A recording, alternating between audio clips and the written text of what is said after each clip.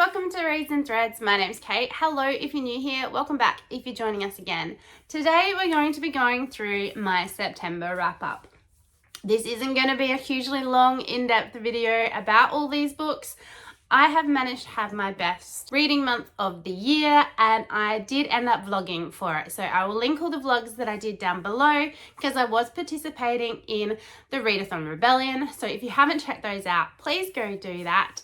And I'll quickly run through in this video my thoughts, the formats that I read everything, and just pretty much the rating I got them. Short, sharp and shiny we are hoping for, but let's get into it.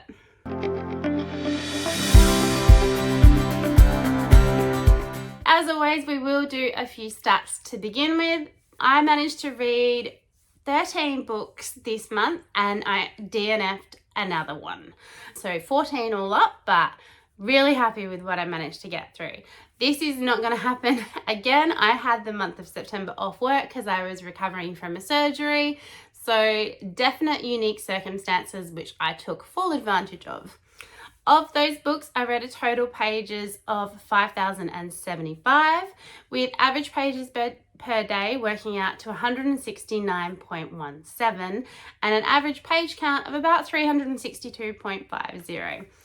So good. With my star breakdown, I did end up having 2 5 stars, 2 4.5 stars, 3 4 stars, 3 3.5 stars, 1 3 star, 1 2 star, and 1 1 star. This worked out as an average rating of 3.39 stars. It was just a full board of different types of reads, but I had such fun. Of these titles, we had 4 new release titles and 10 backlist titles. I managed to start 8 series this month, continued on 1, I caught up on 1, and then I read 3 standalone and 2 companion novels. Age demographic, I read 1 middle grade, 3 young adult, and 10 adult. And I did these, 1 by Audible, 1 by Kindle Unlimited, 5 from the library, and 7 that I actually owned. The formats that I read them in, I did 2 just straight audio, I did 5 physically, I did 2 on ebook, and then I did a fair few mixtures. So I did 2 physical and ebook, and then 1 physical and audio, and then 1 ebook and audio. Of these genres, we had 8 fantasy, 1 classic, 3 fantasy romance, 1 non-fiction, and 1 dystopian. So good. I'm really happy with all of those stats and just had such a great time. Let's get into the books now. First up, I started with a book that I don't actually physically own a copy of, though I am eager to get the hardbacks. They do look really cool. And that was Dungeon Crawler Carl by Matt Dinnerman. So I had heard that this needed to, or was best to be read via audio, and I would highly agree. It is an awesome audio. If you don't know what this is a lit RPG. It has come out a fair few years ago, but it seems to be getting all of its traction now. And so good that it actually is. It's such a good time. The audio is just done so well, and I absolutely love the interactions between our main character Carl and his Persian cat companion Princess Donut. Really looking forward to getting into the next one, which I think is called Carl's Doomsday Scenario, I'm pretty sure, to the point where I've actually decided to use this as my series with over 4 titles for my series Staircase for Herked. It's just such a good world. It's so interesting. So Earth has been overtaken by aliens and they have pretty much wiped out everything on top. If you were inside at the time when they arrived, you're gone. Carl happened to be outside with Princess Donut, so he has managed to survive, and these aliens have created dungeons under the earth, and it is pretty much a game show to compete through these dungeons, and you have to get down to a certain level to be able to survive. So in this first book, we're on the first couple of levels of the game, and it's a lot of setup. Think playing a video game and you've pretty much got this story. So you've got side quests, you've got ratings, you've got PC characters, so non-playable characters, and big bosses that they've got to fight. All in all, highly recommend. I gave this book 4.5 stars and had an absolutely awesome time listening to it. Why I inputted my entire library into a new app on my phone. The next book that I read was just a short little novella in this book here, and it was Sanditon itself by Jane Austen. This is a book that she was in the process of writing when she died. Now, it is only 74 pages, and I was reading it mainly for Herked, so that is my personal challenge on Herked, is to read all of Jane Austen's works. So this is the first one that I got to, and I picked this one because I needed a book set in the past for the Readathon Rebellion, and it was short, and I really wanted to re-roll. So I thought this was a good starting point. In saying that, I have only given this one 2 stars. I think it read like a first draft, and whether Jane necessarily intended to ever publish it, I don't think we'll ever know. I haven't looked into it, so if we do know, I'm not entirely sure, but I did find that it wasn't as easy to consume as Pride and Prejudice, which is the only book by her that I have actually read before, and just think that, yeah, it was a first draft, not anywhere near ready for publication.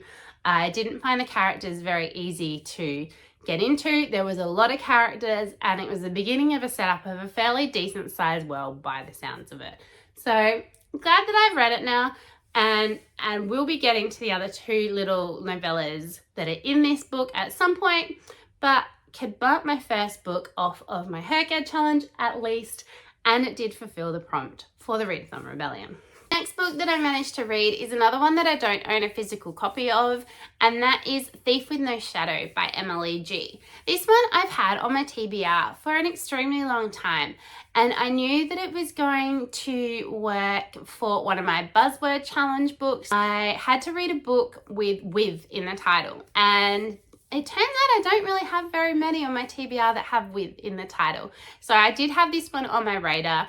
I was eager to try Emily G's writing and see if I would want to continue. I have a fair few of her books on my want to read list, and I have managed to find them predominantly on Kobo Plus, which has been really handy.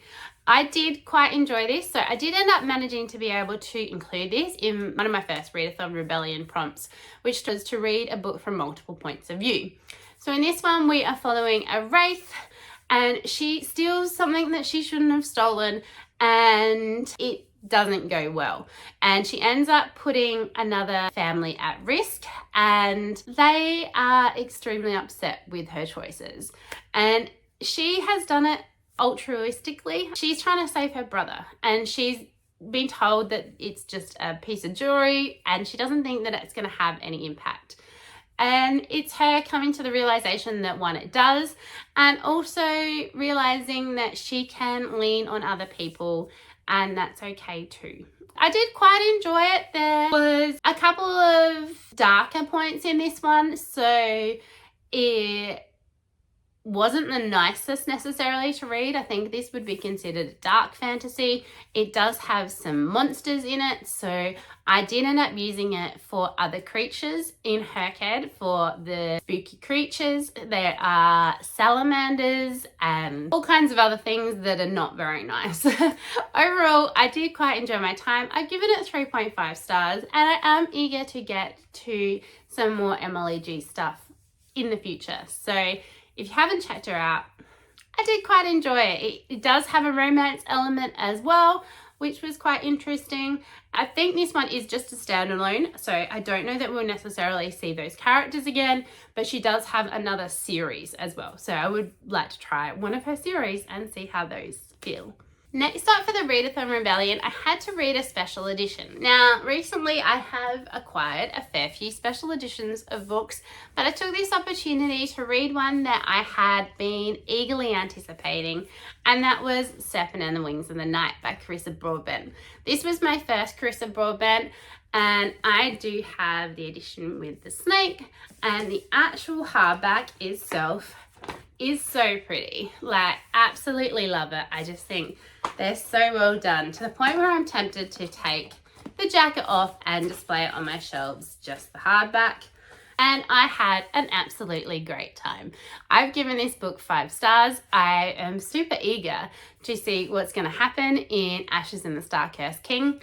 I didn't actually manage to get to that one this month, but did manage to get another Carissa Boardman read, so that was handy. In this one is a vampire series, and it's following a set of trials as we head into the Caljari, I think it was called. It was a lot of fun. I really did like the characters and just eager to see where they are going. I think most people have at least heard about this book by now. If you haven't picked it up, I would really recommend it. I did end up doing this one physically and on ebook, so I skipped backwards and forwards between both. And I think it was really just an easy, quick read. It was a fast-paced read. I did fly through this. I was eager to pick it up and find out what was going to happen, and did like the relationship that ends up coming up in this one. So given the ending, definitely want to know what is going to happen with that. Overall, a really great time. Would highly recommend if you haven't checked out Carissa's stuff yet. She seems really good at world building. She grabs your attention, has good character setup, and yeah, definitely check it out. Next up, I tried the original duology of an author that I have probably decided I am most interested in reading at the moment, and that was One Dark Window by Rachel Gillig. I'd heard such great things about this duology, and after reading and getting Night and the Moth, I was super eager to actually give it a go myself. I do have 2 special editions of this and 2 Twisted Crowns on the way as well, which I'm super eager to have, but I already did have these paperback versions, so I did manage to just read this one. I used this for 2 prompts in the Readathon Rebellion. I was able to double this one up for one of the objectives, which was a social media scroll, and then it was to read a book where the dedication resonated with you. I'm not a huge person for reading dedications at all, so I found that interesting, and this one was quite good. Overall, the book is such an intriguing world. The tarot cards and the magic system, I think they're tarot cards, there might be some version. Either way, they're a version of cards. Such an interesting idea. I love the kind of gothic-y woods setting that she's got going on, and her writing style is intriguing. It is something different. It's probably a little bit more lyrical than I'm used to, or whimsical maybe. And it's such a cool premise that this girl has a monster living in her head and tormenting her, and yeah, so good. I've given this one 4.5 stars. There was just something holding it back from that 5-star feel. I'm not entirely sure what it was, but as I was reading it, I was just like, it's not 5-star, but it's so close. To the point where as well, I do have this next one, 2 Twisted Crowns, as my free pick for my October reading. So super eager to see how this all wraps up, and just really enjoying Rachel Gillig as an author. She has probably become one of my auto-buy authors, and so eager to see what's going to happen in the Stonewater Kingdom and what's going to happen in the Shepherd King series. So highly, highly, highly recommend giving Rachel Gillig a go if you haven't already, and really enjoy my time with One Dark Window. Next up, I had to read a book with a romantic element, and I picked Direbound by Sable Sorensen. I was super eager to get to this one. I knew I had a physical copy on the way, but when I needed to start this one, it hadn't arrived yet. So I did pick this one up on audio as well as reading this one physically. I just bounced backwards and forwards between them. I really am happy with the version of this I ended up with. There are 4 different cover colours, and I did manage to get my hands on the blue one. It was just potluck. Mine doesn't have sprayed edges, but I really enjoyed it, and I do love the alternate jacket with the dire wolves. Overall, I have given this one 3.5 stars. I did find a lot of it fairly predictable from the very beginning. I was like, oh, that's going to happen, and I was right. I didn't overly like the relationship already being established at the beginning. I think I prefer my characters to be going into relationships, so to be single to begin with any underlying romantic element. I loved the direwolves and their interactions with our main character, and I'm just eager in hopefully the next book to see more of that and their world and having their personality shine through the book a bit more. I found the main character slightly annoying. It took her a long time to catch up to what I had already figured out. Overall though, it was very entertaining. There were a few scenes that I did end up skipping because I just could not listen to them or read them physically. They gave me the ick. But mostly that's just a me thing. I don't necessarily think that's going to be something that everyone's going to have to do. I did like a lot of the training with the direwolves. It was fairly gruesome and graphic in some of the descriptions.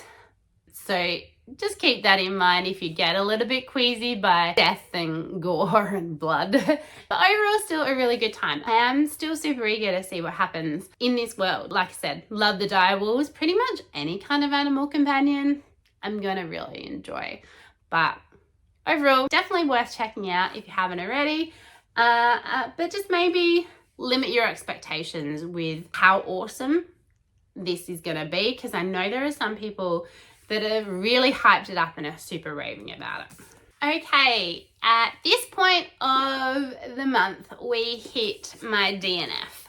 So we're still fairly early on in the process, and I decided that I was going to try and attempt my 24-hour readathon, and I picked up Water by Terra Harmony, and I was hoping to use this entire series for my avatar prompt for Herked. So it's to read a book with water, air, earth, and fire, either in the title or on the cover. And this one just worked for both. I was super eager when I found them. I didn't have hugely high expectations that they were going to be written overly well. They have fairly low ratings on Goodreads, and I did just find them on Kindle Unlimited, I think. So I didn't end up paying for these, which is probably a good thing. I just could not get into this at all. I think I made it, I didn't write it down, which super annoys me. I think I got like 4 or 5 chapters in and just couldn't do anymore.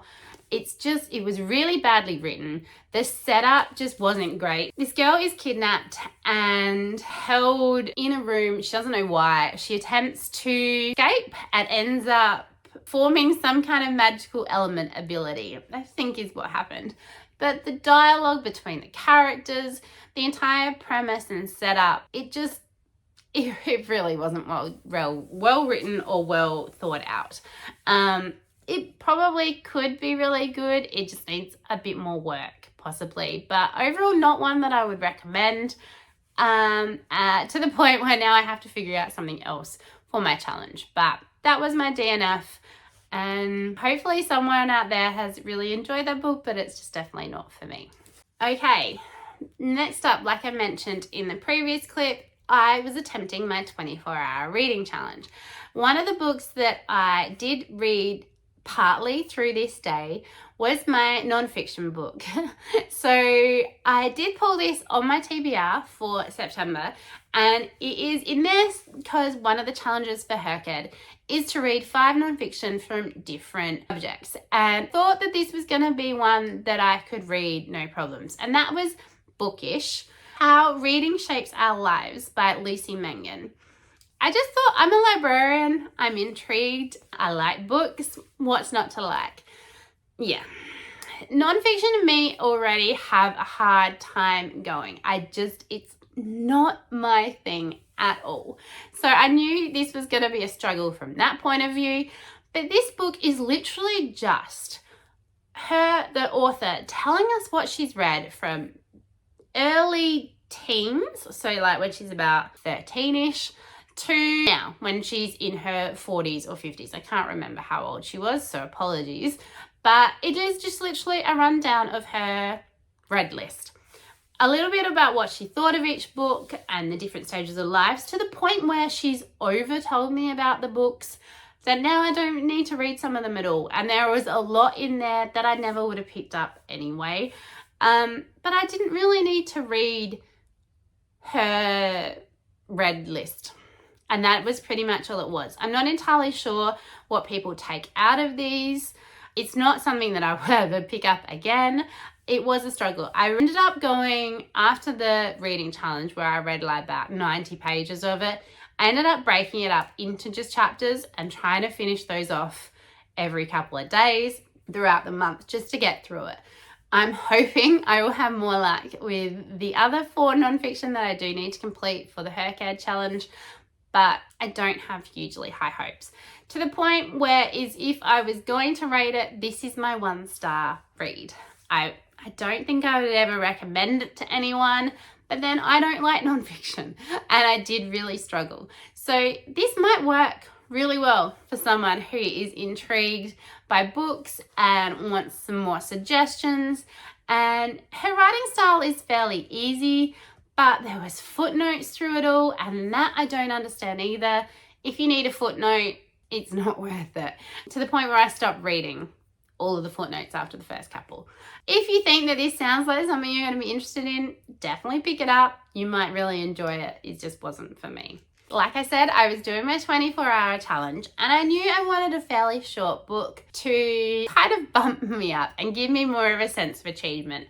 I'm a fairly slow reader in general, so the idea that I could finish a book in one day is fairly foreign to me. So I looked for a book that I could read, and having read Serpent and the Wings of the Night, the follow-on for that is 6 Scorched Roses. So this is just a novella that sits between the first and the second in the duology. So this one, I thought going into it was 211 pages. It turns out it's only 154. Bonus.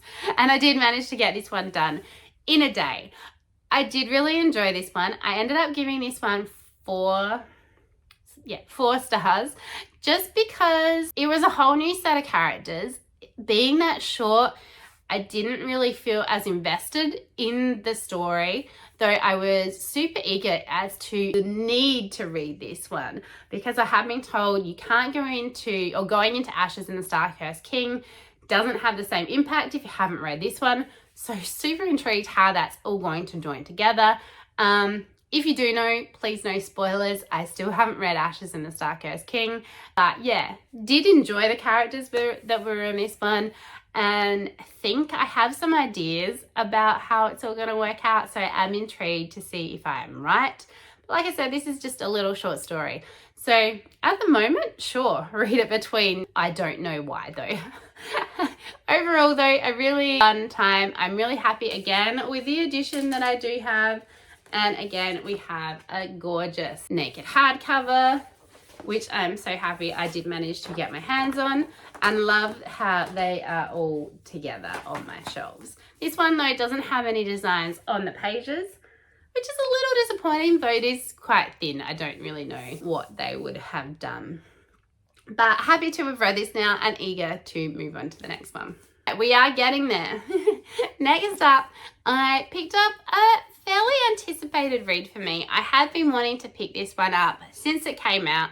I'd heard such good things about it, and that was Sunrise on the Reaping by Suzanne Collins, which is Hamish's story from the Hunger Games. So this is like a companion prequel novel, and it was just such fun getting back into that world, seeing some of the characters that we saw in Hunger Games, hearing Hamish's story. There was a few things that I found really frustrating. So there was a bit too much emphasis on Edgar Allan Poe and other niggly things like that. But overall, I did really enjoy this book. I ended up giving this one 4 stars. I did jump backwards and forwards between the ebook and an audio of this one, and I thought that the audio was really well done. I am eagerly anticipating the movie. The Hunger Games movies, for me, are kind of comfort movies. I chuck them on whenever I want something that I know I love in the background, especially Catching Fire. Really, really like that movie. But yeah, eager to see how it gets adapted to the movie. So we'll probably be first out in there when it comes out. But yeah, glad that I read this and really enjoy my time. If you haven't picked this one up yet, I would highly recommend. It is a good read. I still haven't read Songbirds and Serpents and Songbirds, whatever the snow one is. I'm not entirely sure I will, but highly like this one. I then picked up the next catch-up book club book, which was A Time of Dread by John Gwynne. This is from Becca and the Books, and we are reading our way through the John Gwynne Banished Lands universe. So this is the first in the second series, which this one is a trilogy. We are setting ourselves 137 years after the end of our first quadrilogy. It was really nice reading Jungwin again. I think preference-wise, I would have preferred this series was closer in time to the first series. The only characters that have survived long enough to be in this series are the giants, so that was nice that we did end up still having a character that we knew. But in saying that, that means that there's multiple new characters to get used to. This one is fairly slow, but I knew that it probably would be going in, mainly because this is an epic fantasy series and the first book is usually a lot of setup. I do quite like a few of the characters in here. We have 4 different points of view in this one, and from what I can tell, that's going to continue on with just 4 points of view into the next couple of books as well, which is nowhere near as many characters as we had in the first series either. Overall, really good world. I just, like I said, would have preferred it closer. I've given this one 4 stars. It's a solid 4 stars, and I think overall this whole world has been a 4-star read. If you haven't picked up Jungwin, do highly recommend. He does some awesome battle scenes, and he's just done a really good job of setting up a good epic fantasy world. So eager to get to the next one, which I will hopefully be picking up towards the end of October, ready for our next live show. I will link all of the details for Catch Up Book Club and the live shows down below, so if you don't know what it is, you can check it out. Maybe join along with this one or think about picking up whatever the next series is going to be. Next up for Readathon Rebellion, I needed a book with found family, which gave me the perfect opportunity to pick up another anticipated read of mine, which is Silverborn by Jessica Townsend. This is the newest in the Nevermore series, so this is number 4. I did go to a launch event where I managed to get these editions and get them all signed by Jessica Townsend and listen to her talk, and it was just such a fun night. I went with a couple of my friends. We had a great time, to the point where I even actually bought the other editions like this as well. I'm really glad that I did. I generally read these ones by audio. I haven't physically read this. I just think that the audio are really well done, and I think that this is another series that is better in audio. I just love the world, and I needed to read this one as well for my Our Fantasy Bingo, so I was using that for Parent Protagonist, and I was able to slot it in for her head as well. So it went over all of the challenges, and it is just a great time. So we are following Morrigan Crow in another adventure with her friends, and if you haven't checked out Nevermore, again, highly recommend via audio especially. But it's just such a great middle grade read. The world building is epic. This is planning on being apparently a 7-book series, so know that going in. They're not all out. And it did take a fair decent chunk of time for Jessica to get this edition out. So I'm hoping that we won't have as big a gap for the next one, but who knows? I'm along for the ride. I have given this one 5 stars. I did really enjoy it.